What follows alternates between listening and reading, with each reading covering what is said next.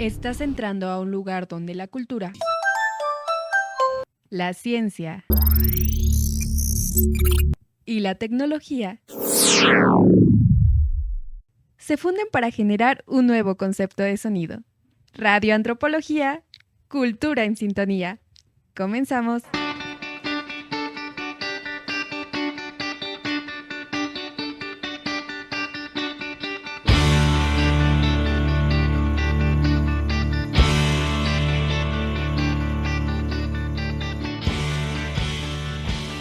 Hola, ¿qué tal? Saludando a todas, todos y todes. Este es el primer capítulo de Radioantropología, que es un podcast que va a tratar temas relacionados no solamente a la teoría de la antropología social, sino a todos aquellos temas que son parte de la identidad y de los procesos socioculturales. El capítulo de hoy lleva por nombre Fantaseando y tenemos acá a Brandon David. Hola, ¿qué tal, Antonio? Frida Arce. Todas y todos ellos son parte de la comunidad de la Facultad de Antropología y el día de hoy tocaremos algunos temas relacionados con el cómic y el anime. La parte como que tiene la antropología social es dar un análisis a partir de lo que generamos en las interacciones sociales como humanos, y la otra es qué creamos y cómo a partir de esa creación generamos relaciones que dan el entendido de lo que denominamos cultura, es decir, cómo nos representamos y qué genera eso a partir de lo que denominamos identidad. Algo que siempre ha existido en la parte como cultural es la idea de identidad. En cuanto a la identidad, en la parte contemporánea podríamos hablar de la cultura del anime y del cómic, que podríamos englobar en lo que sería como la parte de la cultura otaku, que acá nuestras compañeras y compañeros nos van a hacer las precisiones correctas de lo que ahora estoy diciendo de manera correcta o no. Y para empezar con la parte del cómic, creo que Brandon acá nos podría dar como señales más concisas de lo que podría ser el cómic. ¿Qué sería el cómic a grandes rasgos, Brandon? Bueno, se podría principalmente definir como una técnica, una estrategia a través de la cual contamos historias mediante dibujos. Estos dibujos pueden tener texto o no pueden tener texto. También nada más puede ser como tal una asociación de dibujos que representan algo. Pero realmente como que para entender lo que es un cómic o historieta, como también la podríamos definir, es creo que más importante también retomar un poco su historia, el contexto en el que surge, la temporalidad, todos estos efectos socioculturales que también influyen dentro de la misma, porque pues siempre están ahí vinculados, ¿no? Lo social con las creaciones, ¿no? Son como que vinculatorias. Un texto clave que yo, bueno, que utilizaré para referencia es el de Sans de Adana del año 2021. Hay textos, obviamente, hay otros textos antiguos, pero sin embargo este texto es de los más contemporáneos y que hace una como síntesis y una recopilación de lo que es el cómic. Él menciona que, bueno, en el texto menciona que hubo una como cierta controversia que para definir la fecha de inicio que se estableció del cómic. Él dice que fue en Italia, se hizo como un congreso y establecieron ahí que la fecha del primer cómic era el 25 de octubre de 1896. Sin embargo, él dice que esa fecha la establecieron porque querían que en 1996 celebrar el 100 aniversario. O sea, dice que fue como que un pretexto a cierto punto justificarla. Pero es como que una de las fechas que se tienen contempladas. El primer cómic que se conoce es uno que se llamaba The Yellow Kid. Este cómic de Yellow Kid era pues realmente la intención de estos cómics, o así eran lo que se conoce como cómic de prensa. Es decir, eran cómics que nada más se presentaban de manera dominical en los periódicos. Se hacía un dibujo y cada domingo pues se tenía ahí el dibujo. Pasan así, hay diversas colecciones, diversas cosas. Una de las cosas que como que lo distingue es que es una narrativa secuencial, así se lo denomina el autor, es decir, como que eran dibujos que tenían una secuencia y pues iban contando una breve historia. Posteriormente pasan los años y dice ahí que empieza a cambiar lo que le denomina el lenguaje del cómic. Es decir, que ahí en esa parte del como que cambia algo y llega una parte que le llama el metalenguaje. Ese metalenguaje es cuando empiezan también a agregar algunos textos, algunas palabras o lo que las onomatopeyas, empiezan a agregarlas como que para darle un toque más característico. Ya deja de ser dominical y se empiezan a presentar ya de manera diaria. Y empiezan a presentarse pequeñas viñetas, nada más 3 en los periódicos. 3 viñetas, pero ya eran diarias. Sin embargo, los textos o lo que se contaba no tenía ninguna secuencia. Eran pequeños dibujos y usaban lo que, bueno, la función que tenía también hasta cierto punto era cómica. Se usaba una comedia que se llama slapstick, que es tipo de comedia de Charles Chaplin, que es por ejemplo una ¿cómo se puede decir? Como que nos dan un golpe y se hace como una, como que les duele mucho y hacen como una exageración, pero al final no tiene ninguna repercusión. Como los primeros dibujos de Tom y Jerry, que era como que le daba un martillazo, se apachurraba su cara y ya, al final después otra vez estaba normal. Era ese tipo de comedia la que utilizaban en las primeras historietas.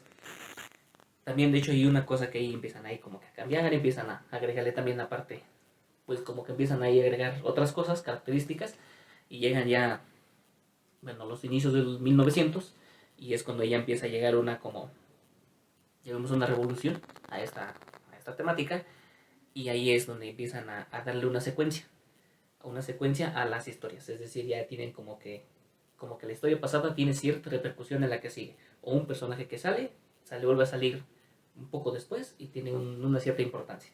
Ya tienen ahí como que una secuencia más definida, pero sigue siendo lo que les decía, que es el cómic de prensa.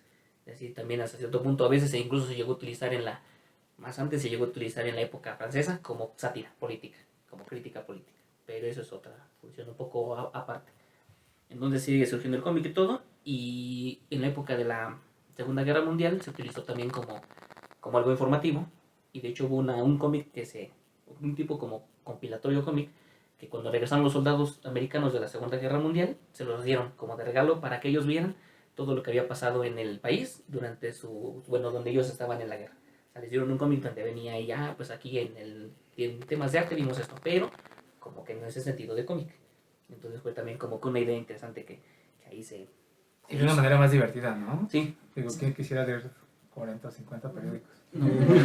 Precisamente lo que se perdió. Sí. Precisamente la facilitación también de representarlo mediante dibujos, pues lo hace más dinámico, como que algo más Digerible, ¿no? digerible exactamente para las personas.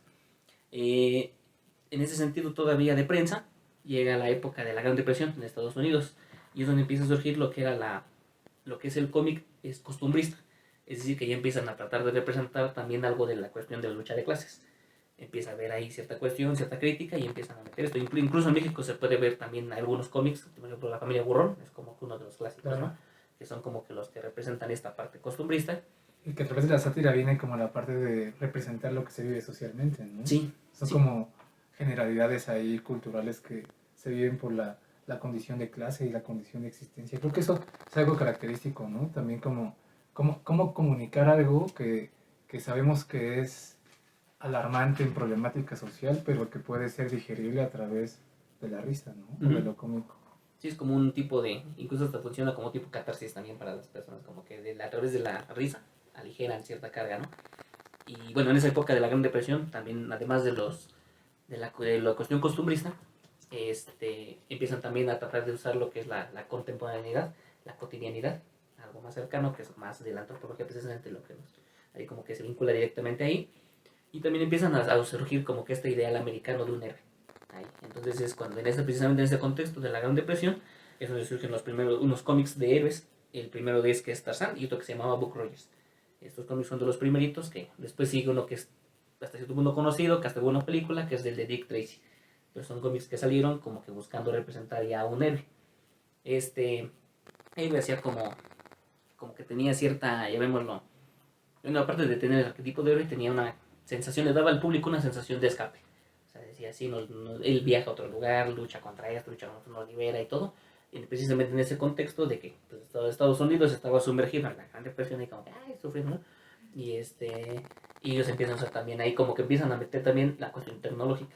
Bien. Que fue así, como que empiezan ahí a agregar cosas. Empieza también el cómic de Flash Gordon, por ejemplo. También surge en ese más o menos contexto y empiezan ahí a ver. Entonces podemos decir que eso que conocemos como cómics contemporáneos, donde ya vemos a una idea de un superhéroe como en la fantasía, como con poderes, etcétera, nace en ese contexto. Es una respuesta ahí, ¿no? Es como como el ambiente sociocultural que se vive se proyecta en auras que se pueden incluso considerar artísticas. De hecho, en este apartado empiezan a surgir debates un poco en torno hasta la patrimonialización, llamémoslo, de los mismos cómics, porque dicen que muchos de estos están perdidos. O sea, como eran tiras dominicales las primeras, pues se llegaron a perder, ¿no? Entonces, de hecho, ellos dicen como que el autor menciona que se debería hacer un tipo de rescate arqueológico de los mismos, ¿no? Que pues, ya se perdieron y todo, y que sería como que interesante tenerlo y juntarlo, ¿no? También en esta misma parte agregan lo que se llama el concepto que en los cómics le llaman el gutter. Gutter es, hagamos de cuenta, como una ¿cómo explicar? Como que esta parte de dejar un continuará, algo así. O sea, como que al final pasa algo y, o sea, está como que muy, muy fuerte la pelea y viene un cambio de que al final el héroe sí lo rescata todo. Y en los cómics le llaman, como que le denomina Gut, bueno, el autor lo cita, autor citando que se denomina así, que es el fenómeno Gut, es decir, como que esa parte de que está el villano está derrotándolo en todo y ahí sale una cosa como que lo cambia todo. Ah, Que en las películas le llaman el cliffhanger, que es sí. una cosa que lo cambia, en el cómic se llama Gut. Ok. Y empiezan ahí a agregarlo un poco. Y esas opresiones que uno no sabe, ¿no? Ujú. Sí, es un... Y que sí le dan como la variación, ¿no? ¿Por qué regresa, no? O por Ajá. qué no que estaba muerto, o Exactamente. no sé, ¿no? Sí, sí, como que le dan es donde, bueno, precisamente se agrega ahí a esto, que es donde empieza a surgir su primer superhéroe, que fue el número que marcó como que una época, fue en 1929, que fue cuando surgió el Super Superman, Action Comics número 1, ¿no? La portada clásica de Superman Bien. cargando un auto, ¿no? Que es donde, pues el prototipo de... Él surge en este contexto también, y es como que ese ideal, ¿no? También de representar todo, de ser alguien que lo puede todo, pero viene muy mezclado con la idea del americano, que también empieza ahí a entremezclarse con esta parte de Estados Unidos, de llegar a países y como que tratar de ser el héroe que rescata todo. O sea, Bien. como que también surge más o menos un poco en esa temporalidad. Y sobre todo con el remanente de la guerra y la Gran Depresión, Sí, ¿no? sí, es exactamente, es como una, así como una respuesta, llamémoslo, ¿no? Como que una posibilidad, que tratar de dar esa respuesta a una posible solución a esa situación, pero representada en dibujos, ¿no? Como que sacar adelante, el patriotismo, que es como que muy característico, ¿no? De Estados Unidos. Hasta las películas actuales, ¿no? Sí. Sigue estando eso muy presente. Y de hecho en esos tiempos, pues más que no era como tal lo que conocemos como DC Comics, en esos tiempos se llamaba National Comics, era como tal la que estaba. Y pues es lo que empieza a sacar Superman, ¿no? Posteriormente en esos tiempos empieza lo que se denomina la era dorada de los cómics, con Superman hasta finales de la Segunda Guerra Mundial.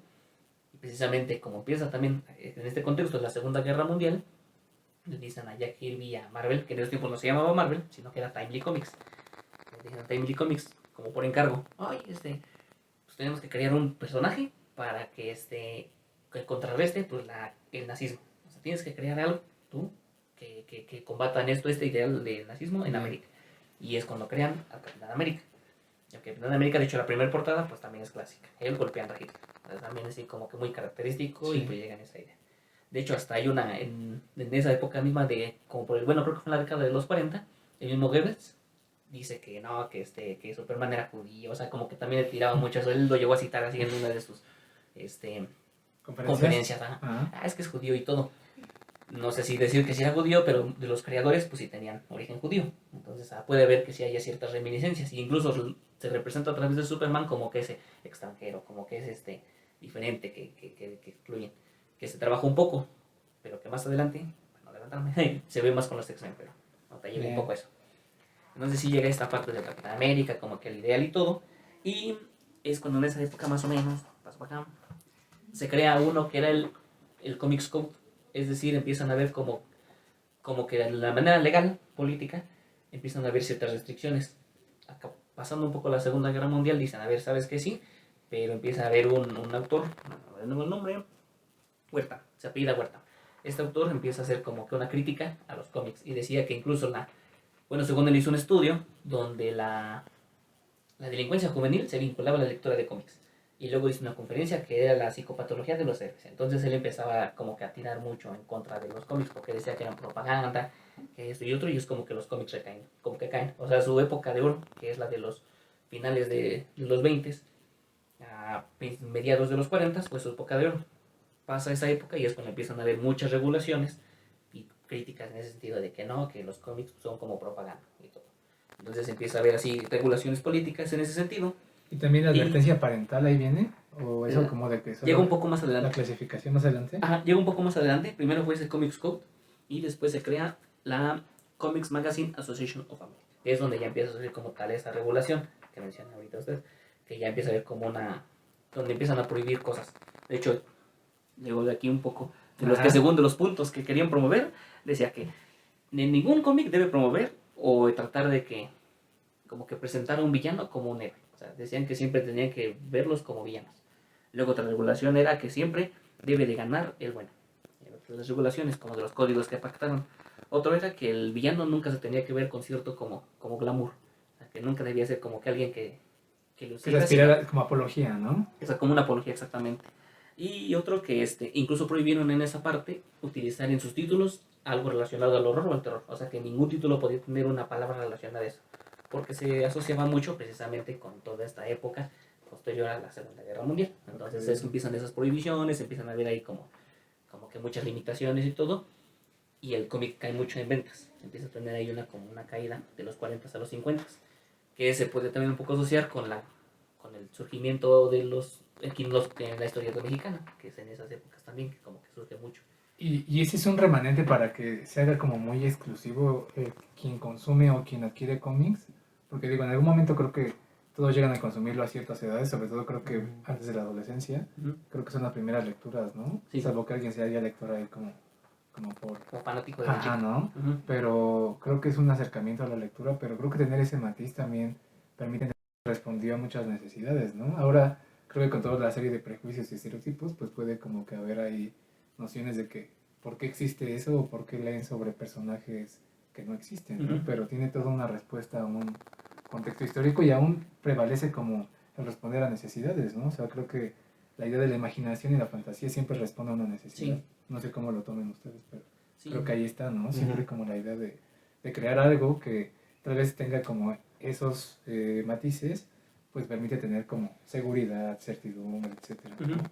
Sí, no, y de hecho sí es bueno, yo en lo particular me gustan los cómics porque siento que da como que cierta voz trata de dar voz a los muchos problemas sociales, pero mediante viñetas. Entonces a mí se me hace como que algo muy pues desde mi infancia que los empecé a consumir y todo, pues se me hizo muy catártico en ese sentido de decir, ahora no representa algo que lo puedo tal vez asociar con algo que yo vivo, pero aquí pues me lo presentan de otro modo que lo hace más digerible para mí, lo hace más comprensible y pues lo disfruto, ¿no? Y entonces, por ejemplo, la creación de antihéroes es ilegal de acuerdo a eso que se estipulaba. Se podría decir que sí, pero pues que desde posterior a esta época llega una época de donde se crea puro cómic, bueno, se suele crear puro cómic erótico y de terror, pero es posterior a esto, porque de hecho pues decía el mismo autor que mencionaba Wernham decía también que criticaba mucho porque Batman y Robin hacían como apología a la homosexualidad. Ajá. Y que Wonder Woman hacía apología al lesbianismo, entonces como que se iba mucho hacia eso, y pues la sociedad era diferente en esos tiempos, tal vez no sé si tan diferente, ¿no? Pero tenía mucho esa como que, ay, que pues, se espantaban muy fácil, ¿no? De que, ay, no sé, ¿cómo van a ver eso mis hijos? Pero entonces esas políticas que mencionabas hace un momento sí se actualizan. Sí, se actualizaron 2 veces, por los años 70 y los años 90, y fue en los 2010 cuando ya se quitaron por ya definitivamente, pero hubo 2 actualizaciones en los 70 y en los 90. Y por ejemplo, ahorita cualquiera puede consumir cualquier cómic o si hay como una cuestión como de edad. No, sí ahí siguen habiendo cómics que siguen teniendo mayoría de edad, mayor de 13 o mayor de 18, como la clasificación de películas. Bien. Pero ya no hay ya no hay prohibiciones como tal. O sea, ya no es como que una de que no, prohibido comprarlo, o a fuerza debe tener un código. Ya es un poco más libre. Pero en esos tiempos sí era así como que muy estricto, mucha mano dura, ¿no? Y precisamente como respuesta a esto, llega la época de los 60 y que es cuando está también mucho la problemática de los afrodescendientes en Estados Unidos. Y es donde se crean precisamente los X-Men, que es como una total respuesta a eso. De hecho, Charles Xavier representa lo que es los ideales de... Ya se me fue el nombre. De Malcolm. Magneto es de Malcolm X. Bien. Magneto representa a Malcolm X. Y Charles Xavier a Martin Luther King. Okay. Es como que los creo precisamente. Eso no lo sabía, qué interesante. Sí, los creo como esa analogía. Y pues precisamente, ¿qué representan los X-Men? Mutantes que son excluidos, que son rechazados. Claro. Que hasta la fecha se sigue viendo, ¿no? Como ese estigma que los marca. Ah, no, tú eres diferente. Se puede observar ahorita, se sigue viendo en la cuestión de personas que tengan alguna otra preferencia sexual, que tengan otra identificación sexual, o incluso personas que tengan alguna discapacidad, ¿no? Diversidad funcional, pues se les sigue como que a veces excluyendo. Una divergencia, ¿no? Entonces los X-Men son como que un grupo muy representativo, y precisamente surgiendo en esta época de los 60 fueron como que donde empieza otra vez a surgir lo que es la época plateada, le llaman ahora, en los 60, que dura de los 60 a principios, mediados de los 90, que es la época de plata, y los X-Men fueron los partidarios. Y que tú traes ahí todo un arsenal, ¿no? Coleccionable. Sí, exactamente. ¿No? Que eso también es interesante, cómo llega el consumo a ser permisible en algunos momentos y en otros no. Porque digo, ahora hay toda una parte mercadotécnica referente a Ujú, el consumo, por ejemplo, de lo que es Marvel, ujú, más que de lo que es DC Comics, ¿no? Bueno, ujú. yo veo como más gente apegada a ese consumo, ¿no? Sí. Tú traías por acá, no sé, Aquí tengo personajes, traigo, estos son personajes de DC, mi Ajá. colección son de metal, este es el Guasón, este es Iron Man, son colecciones bueno, me gusta mucho coleccionar, las Ajá. tarjetas, las Pepsi Cards, y a ver si se ve en el video, ¿se ve? No, pero lo alzo un poco, para que se visualice. Que esa es una colección característica, ¿no, Brandon? Esa colección llega a México ¿en qué año?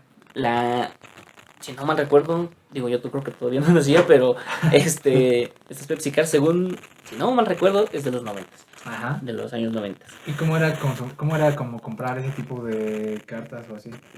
A ver, aquí están los de Marvel y acá están los de DC. Por lo que mi papá me cuenta que él fue también de los que me inculcó esta parte del coleccionismo. Bien.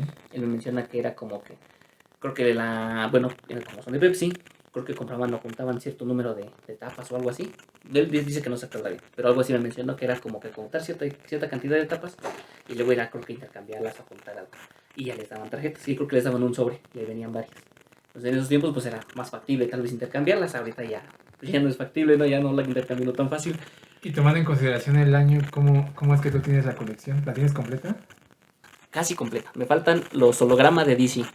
Ajá. Es que son varios diferentes. Son las tarjetas clásicas, las metálicas y las hologramas. Y me faltan las hologramas de DC. Pero pues ya casi completa. Y digo, todo eso es coleccionismo, ¿no? Pero en el Sí. mercado de coleccionismo, ¿cómo es de costoso obtener esa colección? Depende con quién se acerque uno y qué tanto conozca uno. Más o menos en cuándo está valorada completa. Eso sí, completa no sé, pero hay tarjetas que, dependiendo cuál tarjeta sea, el estado en el que se encuentre, bueno, también si es metálica, si es normal o algo, a veces unos 50 pesos, otras 200, depende. O sea, sí van rolando los precios. O sea que una colección completa. Híjole, si son 100 de las clásicas, supongamos que cada una cueste 50. ¿Cuánto es? 150, 5000. De las de DC, de las de Marvel nada más. Más las metálicas, que está 80, yo creo que cada metálica. Y están, esas metálicas son creo que 12. 8 por 12 son 100 y tantos, ¿no? Bueno, como mil y tantos. Y las 5, no son 4 hologramas de Marvel, son Ajá. como 100 cada una, 400, no sé si están 7000, 8000 pesos. Nada más la de Marvel, pero pues aparte está la de DC. La DC. Ajá. Que creo que es algo que también es característico, ¿no? Digo, es como ver a lo que llega, por ejemplo, que tú no sabes ahorita de la historia y lo que desata que es el coleccionismo, ¿no? O sea, Ujú. quien compra primeras ediciones busca como acercarse lo más a lo A original, lo más original posible. ¿no? Ujú. Y tener como algo que diga, pues tengo algo con lo que se inició ahí la figura. Ujú. Algo que también rescato, y no sé los demás que piensen, porque también sería bueno escucharlas y escucharlo, Ujú. como tú traes una playera de Batman, ¿no? Muy Y hace rato mencionabas la lucha de clases en el inicio de los cómics, ¿no? Ujú. Y creo que hay muchas representaciones de la lucha de clases en diferentes personajes. Sí. Y también la otra parte como de lo que podríamos hacer como el ejercicio del poder en Ujú. una radicalidad, ¿no? Sí. O el combatir tiranos, no sé, dictadores. Sí, también. No sé, como la idea del bien y del mal, creo que y la justicia es algo que está muy predominante en todos los cómics, ¿no? Sí. No sé, ahora que pasemos a lo del anime, creo que ¿Cómo se también sería bueno representa ahí? debatir esa idea, pero creo que la idea como del bien y del mal sí está como siempre atravesando todas las historias, ¿no? Ujú. Y lo que mencionaba, la justicia, la injusticia, pero a mí me llama mucho la atención la idea del antihéroe, ¿no? Porque si Sí. estaba prohibida, ¿qué sucede después para que el Ah. antihéroe tenga como vida? Sí, de hecho, ahí los antihéroes, como que, llamémoslo, surgen como después de esta prohibición de los cómics que fue de este autor, bueno, de esta persona, se suele crear mucho cómic relacionado al erotismo y relacionado al terror, que es por ejemplo los que se llaman cuentos de la cripta, que Sí. fueron cómics y después fueron una serie y hasta películas, ¿no? De cuentos de la cripta. Y hubo muchos personajes que se crearon en esa época, pero relacionados todos al terror. Al llegar la época plateada de Marvel, es donde llegan otra vez precisamente los X-Men y todo, pero empiezan a abrir otra vez muchos campos. Y es donde empieza a haber como una mezcla. Uno de los primeritos que llega en esa mezcla es Swamp Thing, que es el que se conoce como la cosa del pantano. La cosa del pantano, que es de los primeros antihéroes. Que precisamente surge como ya una mezcla, precisamente de esto, del cómic del terror, junto con el cómic de superhéroes. Y ahí es donde surge como que esa imagen. Empieza, por ejemplo, también Blade, Morbius, todos estos personajes que ya empiezan a agregarle un toque oscuro y gótico, ¿no? Llega un poco más en esa parte. De hecho, hay una frase que rescato de Alan Moore, que se me hizo muy interesante, Sí. y que él dice, a ver, Alan Moore dice que estos personajes precisamente como excluidos, como antivillanos o como antihéroes y todo eso, antihéroes, suelen ser muy como que a veces rechazados. Y él dice que precisamente que esto es interesante porque él dice que esto refleja lo que es la hipocresía de la sociedad por los diferentes. Se me hizo muy, muy interesante esa frase que menciona Alan Moore, que es porque dice, pues precisamente estos representan algo totalmente diferente. No nada más los X-Men, porque dice, sí, están los X-Men, pero los antihéroes y que mezclan ya otros tipos de cosas, representan algo diferente. Claro. Y precisamente dice, ahí refleja lo que es la hipocresía de la sociedad, por el rechazo que a veces sienten, que dice, ay, sí, somos buena onda, pero realmente, en esa buena onda, te seguimos excluyendo. Te seguimos ejemplo, tratando mal. Ahora las ciencias sociales que están como muy en el debate de lo intergeneracional, de lo interseccional, o de hacer visible como que no todos vivimos el mismo fenómeno de la misma manera, hace muy visible eso el cómic desde otro punto de narrativa, ¿no? Uh-huh. Y creo que es muy, muy, muy importante que se tenga como esa lectura porque, por ejemplo, ¿no? ¿Qué pasa? Hablamos de justicia, hablamos como del bien y del mal, pero la justicia no nos atraviesa a todos de la misma manera, ¿no? Uh-huh. Y en la objetividad científica, pues está como el cómo explico, le doy voz a eso que Uh-huh. no tiene como la misma como explicación que hablarlo en cierto tipo de sociedades, ¿no? Uh-huh. La antropología abraza mucho ese tipo de temas. Sí. Entonces yo creo que ahí para empezar a darle voz a Luis, Sí. ¿cómo sería la diferencia del cómic y el anime, Luis? Pues bueno, la ¿O diferencia. cuál sería como la que tú digas? Eso es lo que lo hace diferente. Pues bueno, Debátele a Brandon. Pues- ¿Qué es mejor? no sé si Brando puede agarrar un cómic y los puede mostrar aquí a la cámara Clásico. número 1. Yo aquí a la cámara. Nada más hay una cámara, ¿verdad? Pues bueno, Brando puede mostrarles un poco cómo es un cómic. Se lee como cualquier libro, llamémoslo así, Digamos que eso es característico. el cómic. ¿Cómo se lee? O sea, la imagen tiene... O sea, yo he visto que luego hay como 5 imágenes en una sola hoja, Ajá. ¿no? ¿Cuál es la lectura, Brandon? Es que va a depender porque es en diferentes tipos de viñetas. Pero A ver, para una que tenga muy... O sea, esta está como muy... Una Es que muy tenga básica. como una complejidad, digamos, para alguien que no tiene acercamiento ¿cuál será a... buena? ¿Cómo sería ahí? Aquí, esta yo que tiene un poco más de diálogos. Ajá. Sí, se ve bien ahí, espero que sí. Bueno, pongo acá. 1, entonces ahí de este modo, así. Sí, aquí, acá. Este es como una viñeta completa. Aquí, bueno, esta parte. Continúa y continúa. Tiene como que un orden que se va como que a veces ya lo uso por manera intuitiva, la verdad. O sea, yo cuando empecé a leer cómics, lo dice, ¿qué? ¿Cómo es esto, no? Pero cuando ya es así, como que sale de manera natural. Ya uno va agarrando como que el hilo fácilmente. Bien. No sé si incluso si ustedes me pidieran que recomendara uno, yo les recomendaría empezar por Civil War. Yo recomendaría ese, Bien. principalmente. Ya, Luis, ahora sí, retomando. Pues bueno, eso ¿cuál es sería lo la que- primera diferencia? Pues la primera diferencia, bueno, esto es un manga. Si ven la comparación de un cómic es un poco más pequeño. Y pues la primera diferencia que tiene un manga es que no se lee como un cómic o como cualquier... Cuando agarras un libro y empiezas a Ajá. leer, que empiezas desde aquí, Ajá. sino el manga lo empiezas a leer desde la parte inversa o trasera. Órale. Se lee desde aquí. Y si aquí la producción nos puede ayudar un poco, Hacerle zoom. hacerle zoom por favor. Hacerle zoom Este- ahorita a la palabra. Si ven Hacerle el zoom, dibujo, hacerle- el dibujo es muy diferente. Entonces, al del digamos cómic. que parto del final hacia... el inicio. Exactamente, de parte Ok. del final y donde es el final pues es el inicial. O Si sea, podemos ver condicionar así. el cerebro, entonces. Exactamente. Y si ven los dibujos son muy diferentes a lo del cómic. Ok. Pero, Estilo gráfico. exactamente, el estilo gráfico. Y otra, la historia es con base al surgimiento del manga, fue a finales del siglo XII, principios del siglo XIII, que surge como tal, bueno, se puede decir el manga, pero con los pergaminos antiguos de la cultura japonesa. En esos pergaminos, pues prácticamente ilustraban la vida cotidiana de las personas. Por ejemplo, si había una persona meditando o consumiendo algún alimento, lo ilustraban en esos pergaminos. Hasta hay pergaminos de animales, describiendo pues sus características, etc. Ya hasta el siglo XX, principios del siglo XX, en 1902, es cuando surge como tal el manga, porque surge el manga con base a una historia ficticia de un cierto personaje, de la vida cotidiana, pero ya no es la ilustración de las personas, Clásica, sino ¿no? ya es la creación de una historia, ya sea real o ficticia.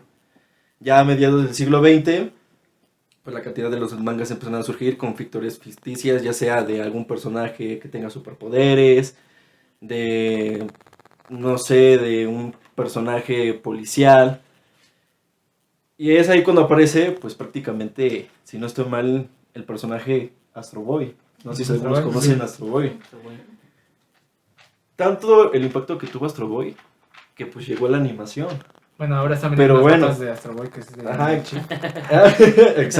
exactamente. Pero ya con base al manga aparece lo que es la animación, o conocido como el anime, que es animación tradicional japonesa. Aquí nosotros, aquí en el occidente lo conocemos como caricaturas japonesas. O sea, que el manga sería como la parte... Exactamente, el manga es el parteaguas para que surja el anime.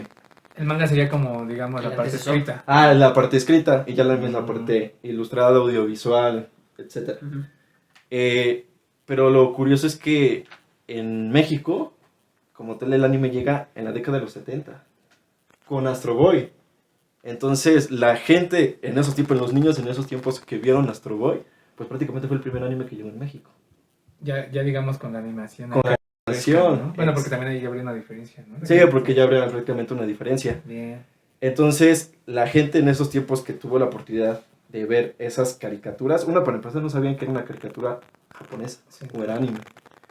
Como en esos tiempos se consumía las series de norteamericanas con base a los cómics, Ujú. por ejemplo los X-Men, Ujú. Spider-Man, que también Sí, más Spider-Man, de los 90, ajá. exactamente, que si no estoy mal creo que surgió en los 60, la primera caricatura de Spider-Man. Ajá. Sí, ¿no? Sí, Ya más o con, menos. ajá. Entonces, la gente que tuvo la oportunidad de ver esas caricaturas, pues eran norteamericanas. Cuando llegó Astro Boy, pues me imagino que la gente, pues, pensaba que también era una serie norteamericana, que no era japonesa. Ujú. Ya, con el transcurso de los años, que vaya llegando más animes, por ejemplo, Dragon Ball, que Dragon Ball fue un auge en todo México, no México, sino también toda Latinoamérica. Ujú. Pues yo creo que fue como que más el detonante de que la gente supiera de que era anime, una caricatura japonesa. Pero antes lo demonizaron, decían que era del diablo. Sí, Decían que era del diablo. sí, de hecho demonizaron de que era del diablo. Ujú. Bueno, tanto que hasta hubo peligro de que las caricaturas japonesas o el anime Sí, claro. ya no se transmitieran aquí en México. ¿Y hay algo detrás que tenga que ver con esa prohibición? ¿O de dónde Mm. nace esa narrativa como de es el diablo o no lo pueden ver los niños o se compulsionan? Eh, Que eso también estaba Sí, muy en la sí, narrativa. sí, era ¿no? bien la narrativa. Por parte de la animación, pues yo creo más era por la historia, porque las personas que nos están escuchando y nos están viendo vieron Dragon Ball o saben que es Dragon Ball, pues Dragon Ball es un anime sobre peleas. Claro. Y en esos Y tiempos... con imágenes de... Y con imágenes así de las peleas, se marcaban la sangre, los golpes. No, y también los personajes que no son los no humanos. Los no humanos, que mostraban personajes semi-humanos o monstruos, androides. Que eso también atraviesa el cómic, ¿no? Ujú. Los no humanos, Ajá. que es creo que lo más como preponderante en la parte como de la imaginación, ¿no? Ujú. Entonces me imagino que los papás en esos tiempos viendo a esos personajes, Ajá. era como de, ay no, esas son cosas del diablo y mi hijo no tiene que ver eso. Y de hecho sí, hubo peligro de que el anime ya no se transmitiera aquí en México. O sea, por ese tipo de De animaciones. animación. De animación. Yo sí recuerdo eso en los 90s. Empecé en los 90s, creo que era que Dragon Ball y Pokémon Digimon fueran atravesados por es el diablo, te vas a convulsionar. Te vas a contar Hay un ataques mensaje, epilépticos. te da un mensaje subliminal, Subliminal. y es satánico, ¿no? Como es cuando decían que escuchar canciones al revés también, ¿no? Ajá, ¿no? Pero mira, qué interesante porque esa era la pregunta que yo te iba a hacer y que tú ya contestaste, que es como, ¿cuál es la diferencia entre cómic, anime y manga? manga. ¿no? O sea, digo, la parte como del manga, yo la verdad es que muy pocas veces tenía como el acercamiento a ello, ya me has dado como, no, o sea, a mí se me hace como hasta reacondicionar el cerebro para leerlo, ¿no? O sea, como leer del final al inicio ya implica una complejidad. Y sobre todo la historia, ¿no? Ir como Sí. hilando algo ahí, ¿no? Que es algo que ambos creo que pueden contestar ahorita, que hay como algo en tendencia en las redes todavía, como de...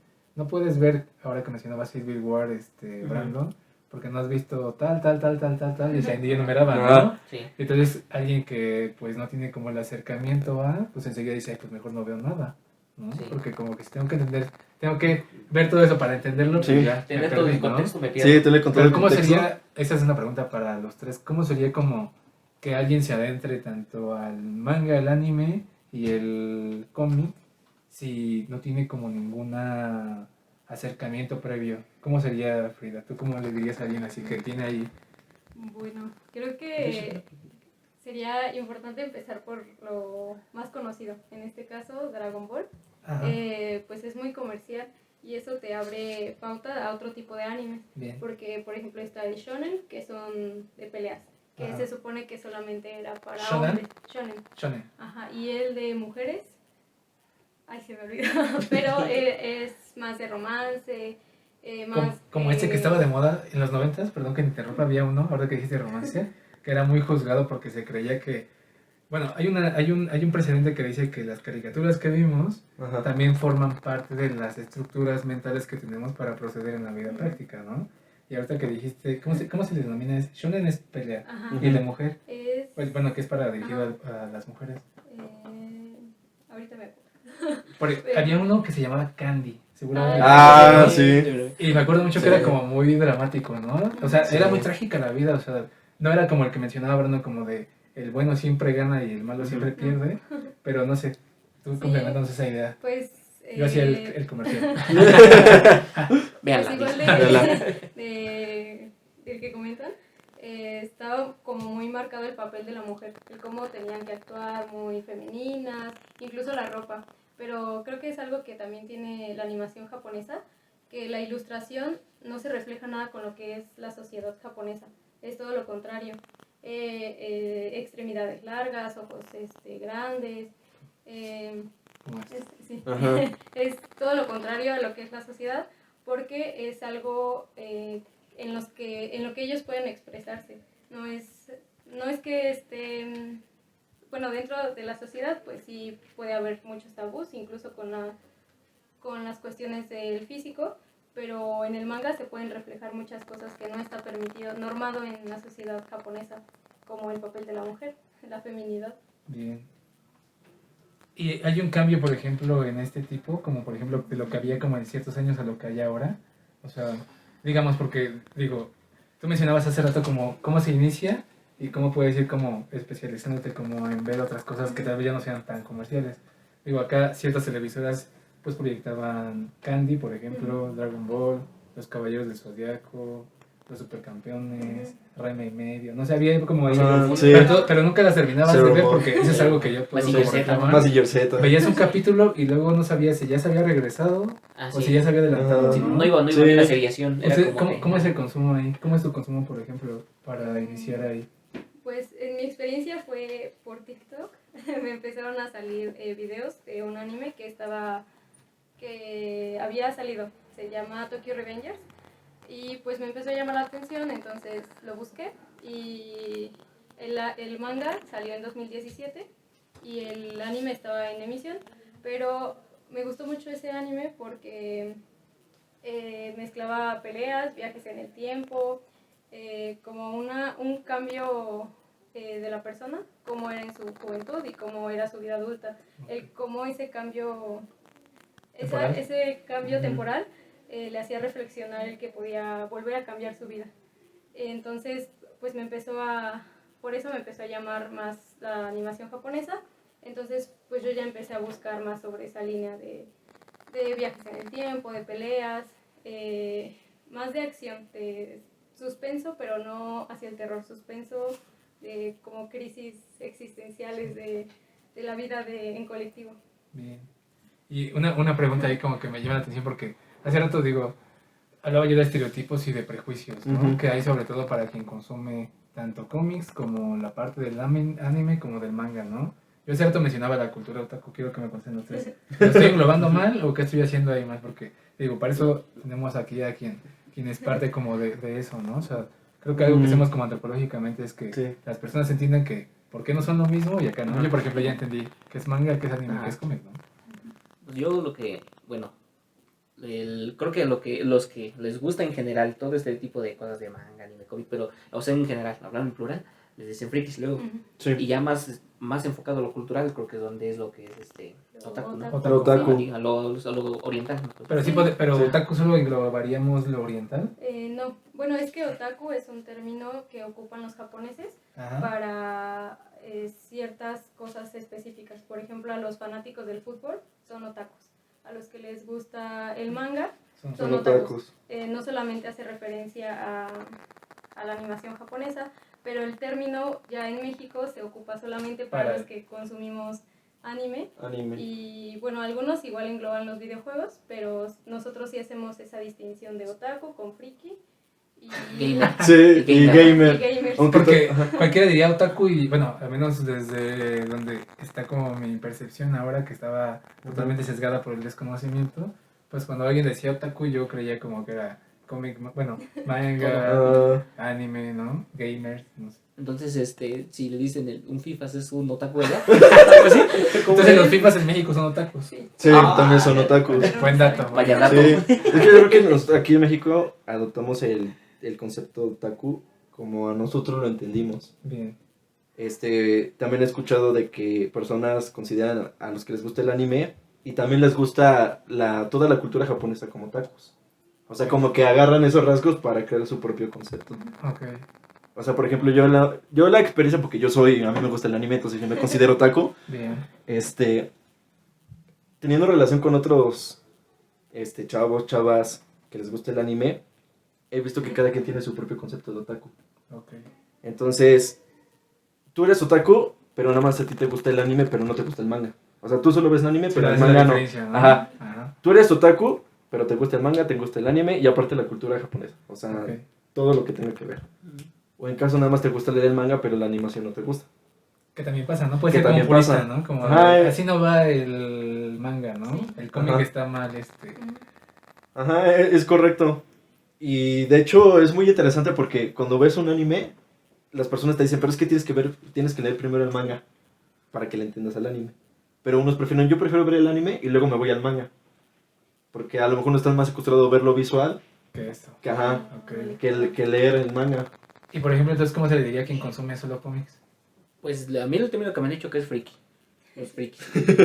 Sí. Que es como consumir- menciono que esto porque consumir creo que algo que sí hace la antropología es como quitarle la parte peyorativa y el Ah. prejuicio a algo y explicarlo, ¿no? O sea, yo lo que quiero que hagamos en el ejercicio acá es como que se explique bien qué es eso, ¿no? O sea, que la diferencia no tiene que ver con una cuestión de prejuicio, ni es peyorativa, sino que refiere a una práctica de consumo y de vida cotidiana, ¿no? Porque no solamente no solamente es otaku o ciertos días, ¿no? Sino Ajá.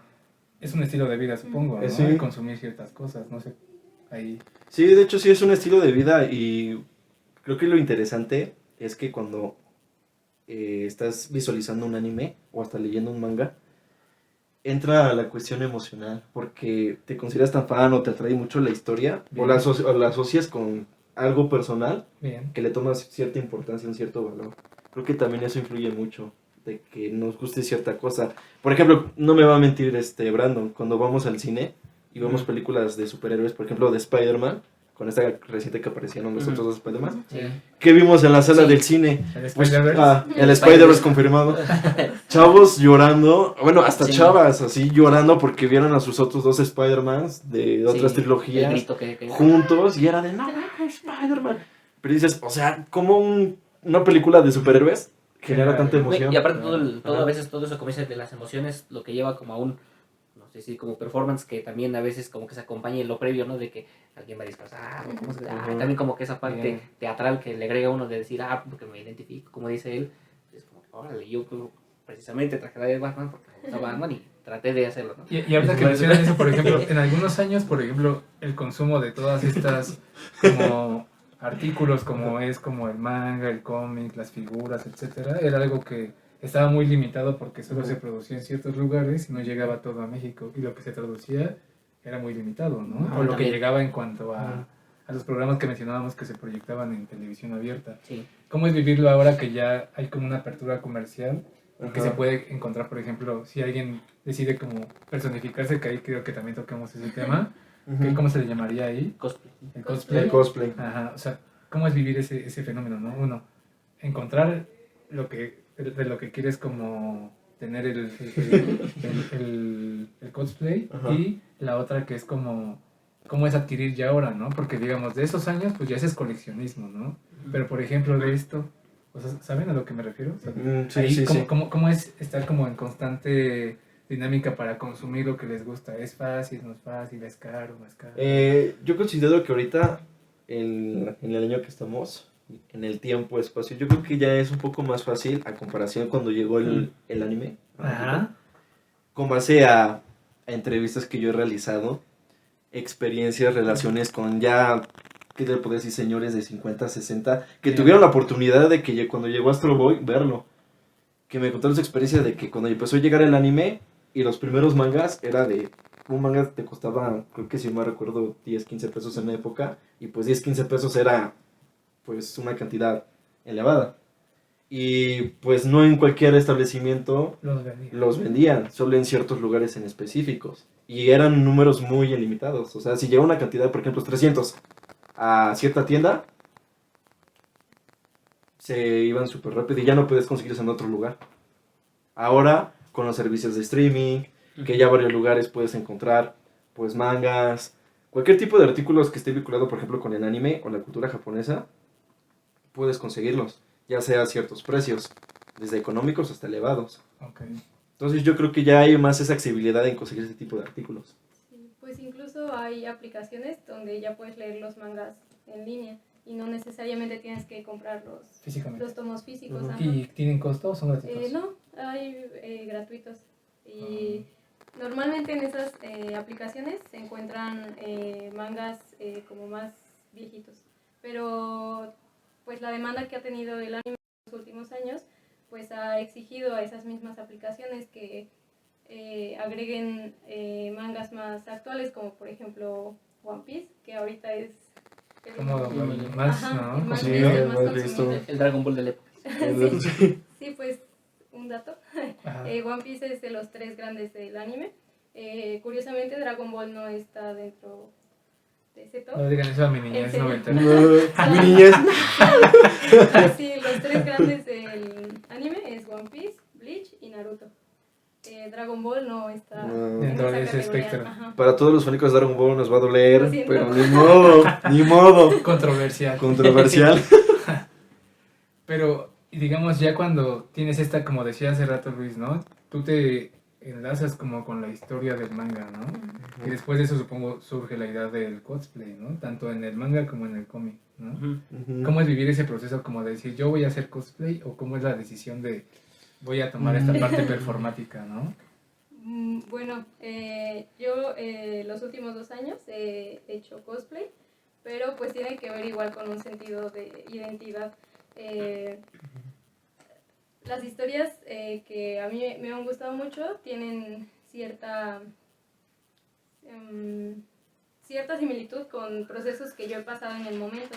Entonces también a partir de eso yo puedo elegir un personaje que me guste mucho, que sea parecido, o incluso nada más porque quiero hacer cosplay de él.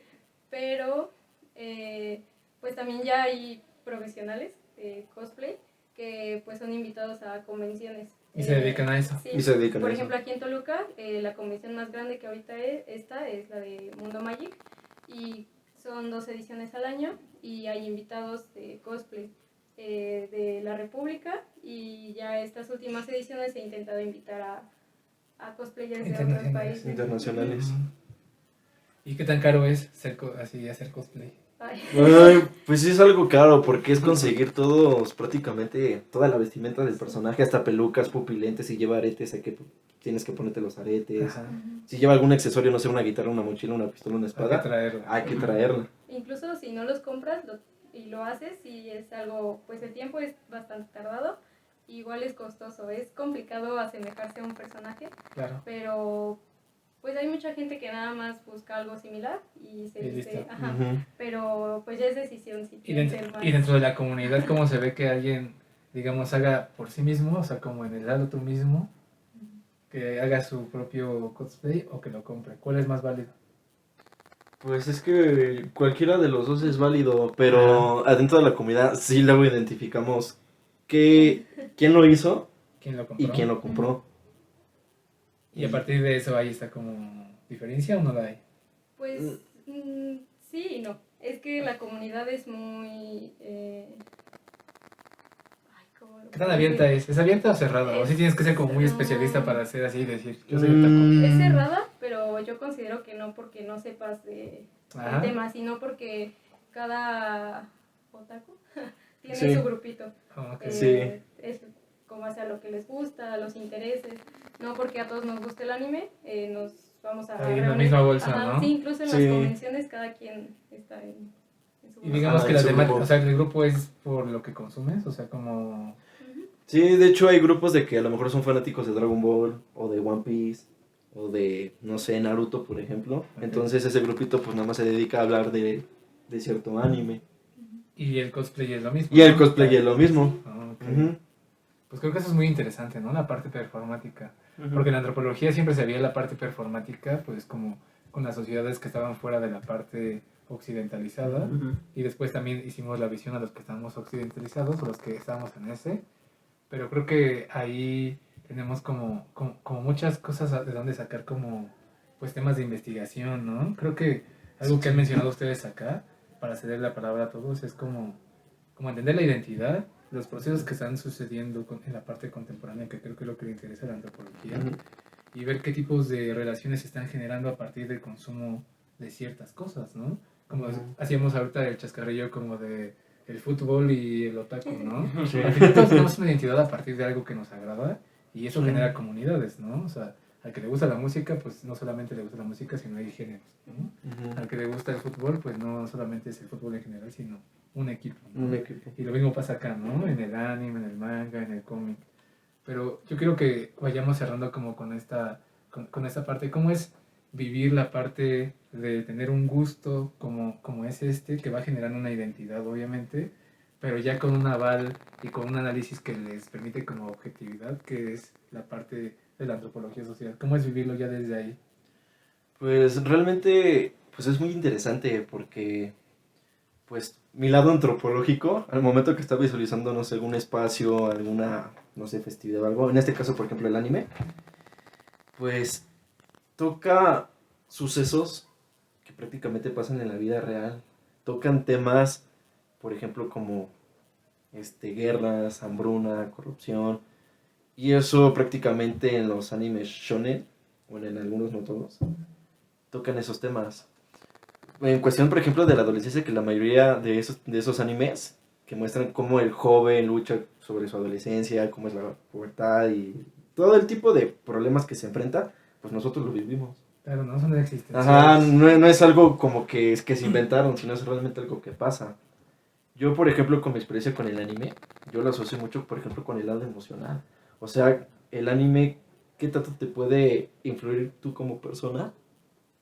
Y cómo puede cambiar ya sea tu perspectiva hacia la realidad, tu comportamiento, porque eso también influye en cómo nos vamos relacionando con las personas. Bien. Frida. Yo, bueno, de la parte de identidad, pues esto me ha ayudado a ir sobre una línea de investigación, que en este caso Ajá. es el suicidio, Bien. que pues he podido relacionar el suicidio con teoría de Emilio Durkheim sobre el hecho social y cómo lo aborda desde una anomia, el cómo rompe la armonía que tiene una comunidad, pero pues eso también me ha ayudado a relacionarlo con la cultura japonesa, Claro. desde el suicidio. Era un suicidio ritual antes, el seppuku y el harikiri, ajá, que era un suicidio, el suicidio ritual era por castigo o por darle honor a los altos mandos. Pero pues eso tiene relación igual con el anime, que es un anime que me gusta mucho, se llama Bungo Stray Dogs, que el personaje secundario se llama Osamu Dazai, y Osamu Dazai fue un literario de Japón, pero toda su novela abarca la novela del yo. la novela del Yo es literatura contemporánea japonesa, pero él tuvo muy impregnado en sus obras el suicidio. Era una permanente. Otro libro muy famoso que tiene es Las flores de la bufonería, en donde pues también hace referencia al personaje que sale en el anime. El personaje todo el tiempo se quiere morir, siempre tiene un manual del suicidio, que ese fue un libro que salió en Japón en 1993, y eso causó igual una ruptura en la sociedad japonesa, ver el suicidio como un estigma. Entonces, igual Osamu Dazai causó una diferencia en esa sociedad, porque estaban en guerra, esta era la Segunda Guerra Mundial, Sí. Entonces él mostraba resistencia a lo que era el sistema, pero también esa novela del Yo reflejaba a la clase más baja, no solamente a pues quien contaba la historia, a los Claro. que ganaban, pero pues toda esa, bueno, el libro más famoso es Indigno de ser humano, y bueno, Indigno de ser humano hace una reflexión de la existencia humana, del cómo fue vivir todo ese proceso antes de la guerra, durante la guerra y El después. ajá. Entonces, pues él usa una máscara.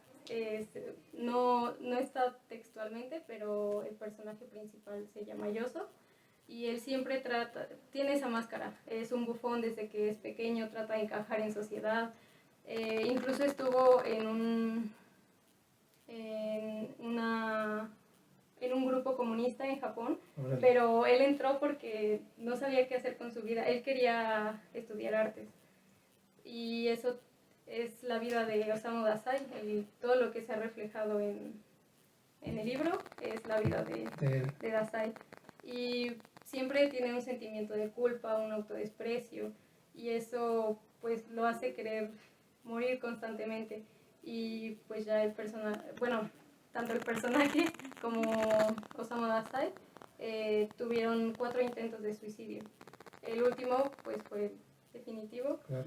Fue un suicidio doble con su esposa, y en el río en el que cometió el suicidio se hizo un lugar emblemático. Cada año van a dejarle flores.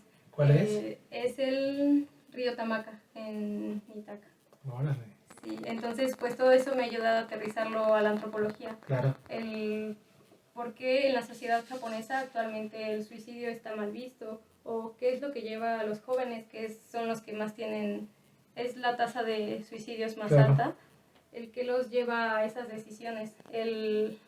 Pues el bullying en las escuelas, la presión académica. Igual la presión laboral es muy fuerte, entonces es un estigma que todos tienen que trabajar igual. Nadie puede sentir salir menos, de- ajá, hay un rango.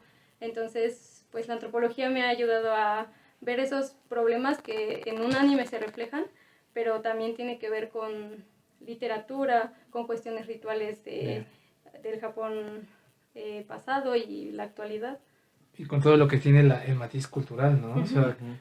¿qué es lo que cambia en una sociedad que el suicidio era permitido en ciertas cuestiones rituales y que después tenga toda una carga peyorativa por los modelos económicos, ¿no? Ujú. Yo creo que es un buen análisis ese, ¿no? Ver, Sí. y creo que ya Durkheim se había adelantado a esa época Sí. cuando dio la tipología del suicidio, pero muy bien. A mí creo que esa es una parte que me faltaba preguntar, ¿no? ¿Qué tanto de la cultura japonesa sí se representa en el anime y en la parte pues del manga? Y tú ya nos diste todo un contexto que yo me quedé harto así como tengo Así que como leer. de... No, y sí, ¿no? O sea, Sí. lo que llega a tocar, ¿no? Sí. No, súper bien. Brandon. Con respecto a los cómics, lo que yo puedo analizar de manera antropológica es bueno, principalmente como las vinculaciones que mencioné anteriormente, ¿no? Del contexto histórico cultural con el surgimiento y con la creación de los cómics, ¿no? Incluso hay un cómic que me gusta que se llama, es el de Daredevil, que es el de Diablo Guardián, se llama ese, y ahí habla un poco de religión. Bueno, y varios cómics de Daredevil es muy apegado a esa parte religiosa. Y bueno, por ejemplo, en un fragmento dice ahí el que le dicen Daredevil es el hombre sin miedo, así se le conoce.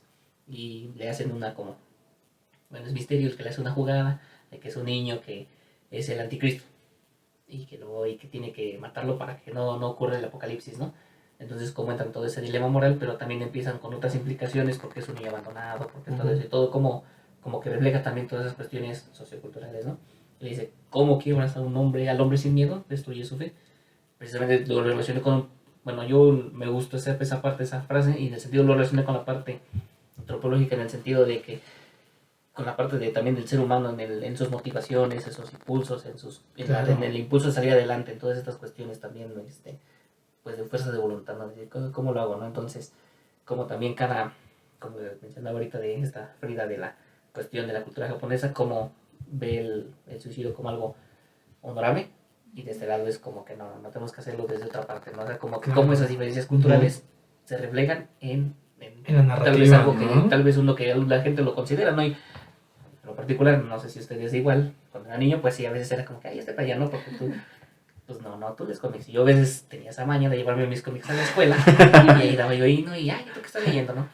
Y como pero sí como que a veces, en lo particular, sí como salvaguarda, ¿no? De que uno, como decía, las emociones las proyecta uno ahí, y sí, ahorita ya que uno está en esta parte antropológica, pues sí, también es como que ver ahora otras aristas de esas problemáticas. Y creo que eso del suicidio está muy Interesante, muy ¿no? chido.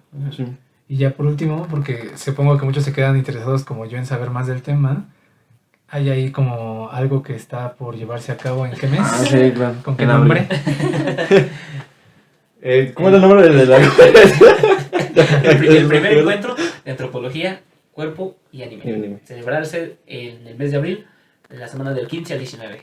Se va a llevar a cabo un evento. Surgió precisamente por practicar estos temas en común que estábamos ahí.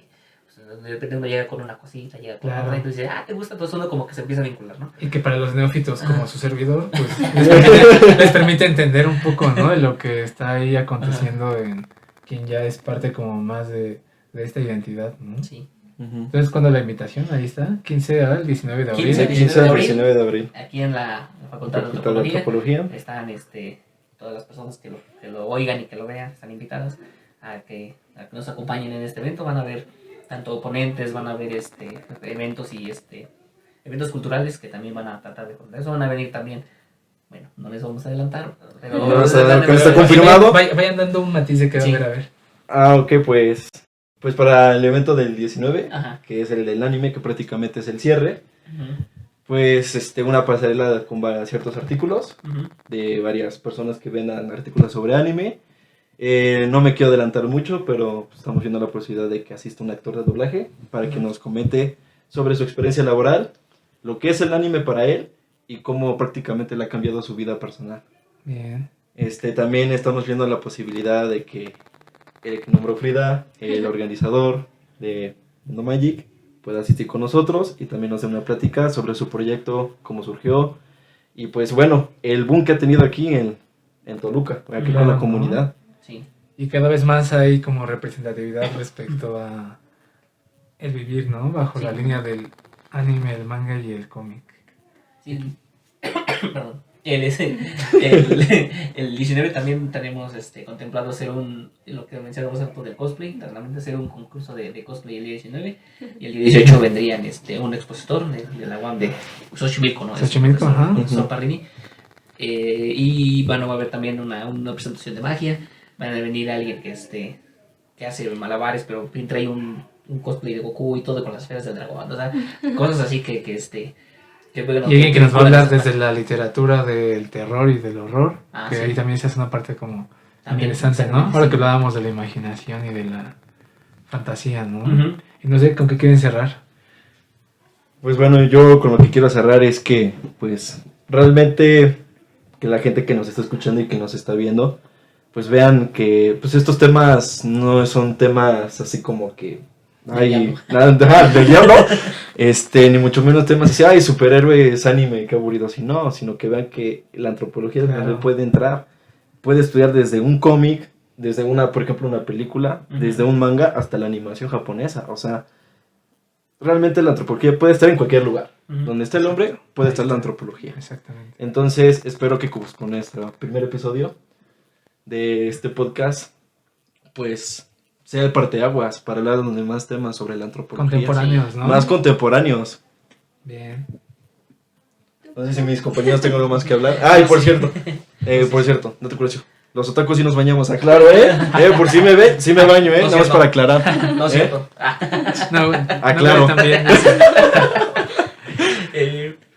Bueno, sí, como mencionaba mi compañero Antonio, una cuestión, digo, si lo vemos, lo voy a tratar de separar. Como gusto personal, no tengan miedo de decir lo que les gusta. Bien. Eso yo diría. Totalmente Mi de acuerdo. sugerencia.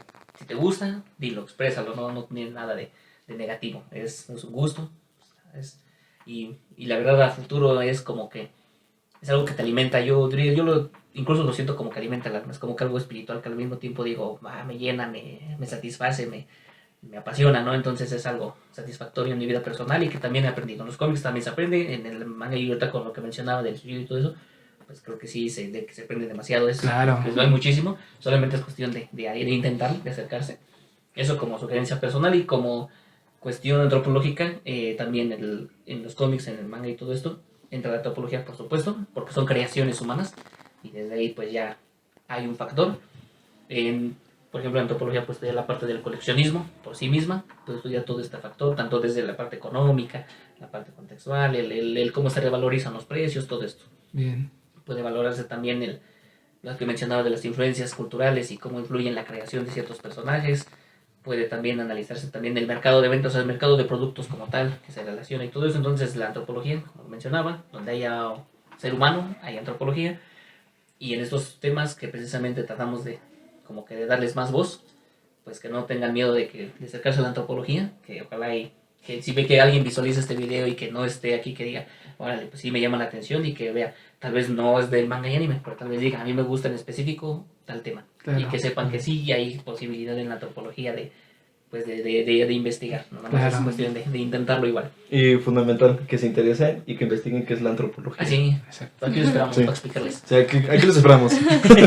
Pues igual los invito a que se quiten los sesgos, que pues hay personas dispuestas dentro de la comunidad a enseñar lo que sabemos, tanto pues personal, de forma académica, y pues también no solamente la antropología puede, en temas contemporáneos puede hablarse de esto. Igual invitarlos a todo lo que quieran aprender, investigar, puede estar dentro de la antropología. Simplemente pues es dar el paso. Bien. Y bueno, ya solo para cerrar el podcast del día de hoy, agradecerle al maestro Leo que no se ve, pero está haciendo esto posible en la transmisión. Y la otra, reiterar la invitación que tenemos a este primer acercamiento que tenemos a lo que es la antropología, el cuerpo y el anime, que va a ser del 15 al 19 de abril en las instalaciones de nuestra Facultad de Antropología. Y bueno, agradecer a todas y todos y sobre todo a Frida, a Luis y a Brandon que estuvieron acá en esta primera intervención. Gracias. Gracias.